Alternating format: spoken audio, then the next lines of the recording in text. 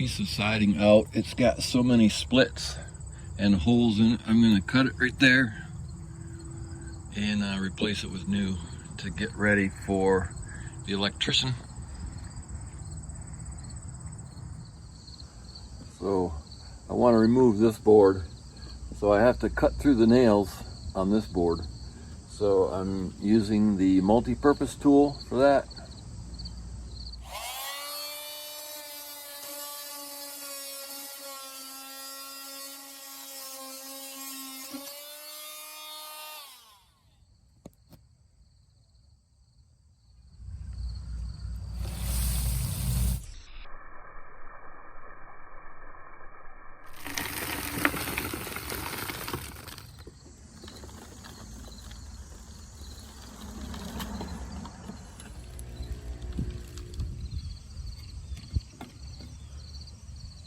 Uh-oh,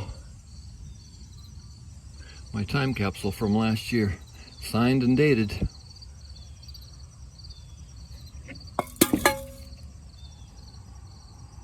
Starting over. Huh, somebody else's time capsule too.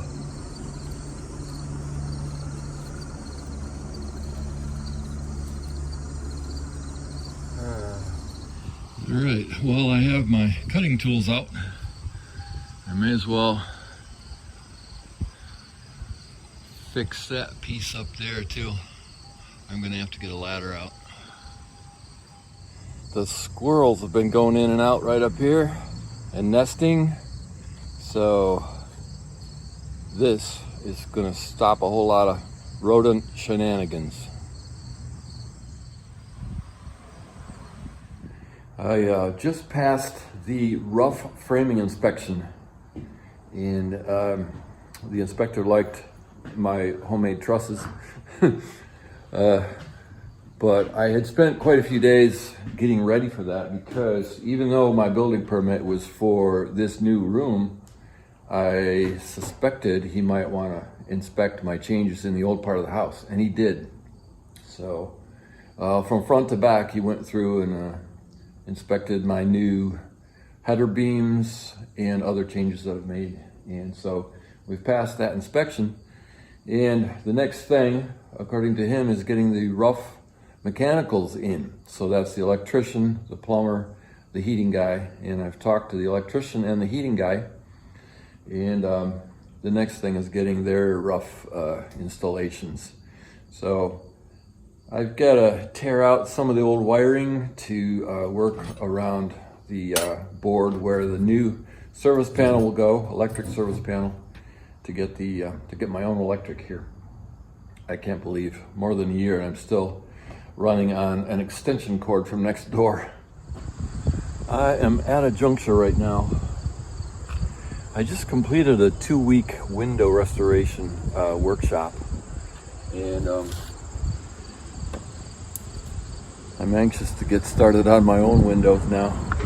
We took 20 windows out of an old brick house, 1880s, 1890s, and completely renovated those windows, restoring them and rehanging them on the counterweights and stuff. It was a lot of fun, and I learned a lot. So one of the main things here, next things, is I want to keep going outside. I want to put the siding on the new part, and parts of the old, repairing some of the siding and the trim and all that. So but it's September now, and I've been saying all year that I'm going to go back to my house across the street in September, over there, and work on some projects that I didn't do when I went through that house 3 years ago and did first phase, I guess you'd call it. And the reason I have anticipated that for September is I need the nice weather, because I'm just going to be working in the backyard on sawhorses, and I have a lot of varnishing and staining to do, and I don't want to stink up the house. I want to do that in the backyard when the weather's nice and we can have the windows open, and when the stain and the varnish and all that will like what I'm doing, will react well to what I'm doing. If you happen to see my very first historical house restoration video, oh, by the way, if you follow that link right now, you're going to leave this video and go to that one. So maybe I'll put that tag in again at the end of this video so you can go there and watch that. I did a 10-minute review of my renovation of that house, but I left out the front room because the front room had already been renovated 20 years before. And so now I'm doing what I call phase 2, going back to something that didn't get done before.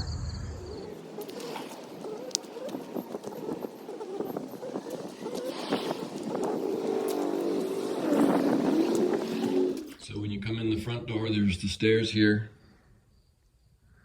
to second floor, and then the living room. And there may have been a colonnade back in the day, right here where this opening is, and I want to bring that back. On Marketplace, I found a couple of columns right here, oak. And so I'm planning to install those here, along with new window and door trim, and on this wall, some shelves and paneling that looks like it fits with the stair rail, because that's my inspiration point for the room and for the redo is the stair rail. I'm going to tear out this thin trim, this 3-inch stuff here, and go back to the 5-inch, which is what I did with the rest of the house. All the other rooms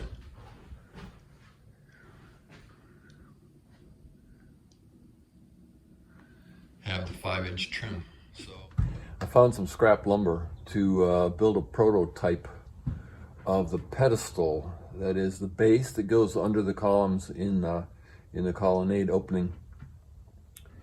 And I'm using a chamfer on the edge. The chamfer is a 45-degree angle, and this is the chamfer. But I'm thinking I may switch to a cove. A cove is concave edge here. So, and we set it in place with a column on it, and this, I was planning to attach it to the jamb of the wall right there. But now we're toying with actually moving it out from the jamb a little bit, a couple of inches, so that it's a standalone installation. And I'm not sure what we're going to end up with. I have been using the small router for these edges, what I call the palm router. You just hold it in the palm of one hand and follow the edge. I'll try to get some live action of that later. These are not really intended to be how-to videos. I started doing this because people were interested in following my progress. But there seems to be a continuing interest in learning how to do this kind of stuff. So I'm adding a little bit more in terms of details about my methods, my tools, my materials. This router right now has a roundover bit in it. And a roundover bit is used to give a slightly rounded off edge to something. It makes it look more refined. And in our case, it makes it look older. This can also be done with a sander. Just run the sander along the edge of there. Or you can even do it by hand with a sanding block.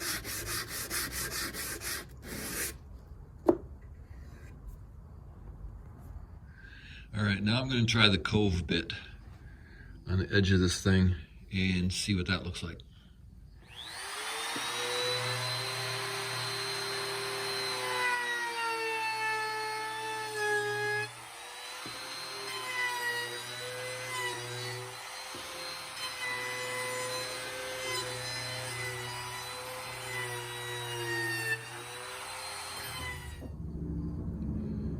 That looks really nice.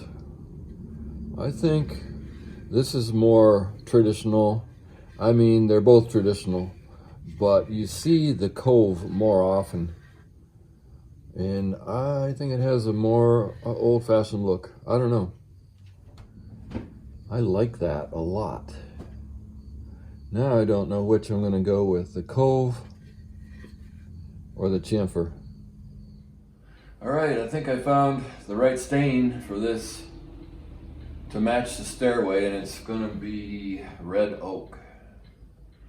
All right, I'm planning to spend the rest of September in this room trying to take it back to 1894, sort of. So here we go.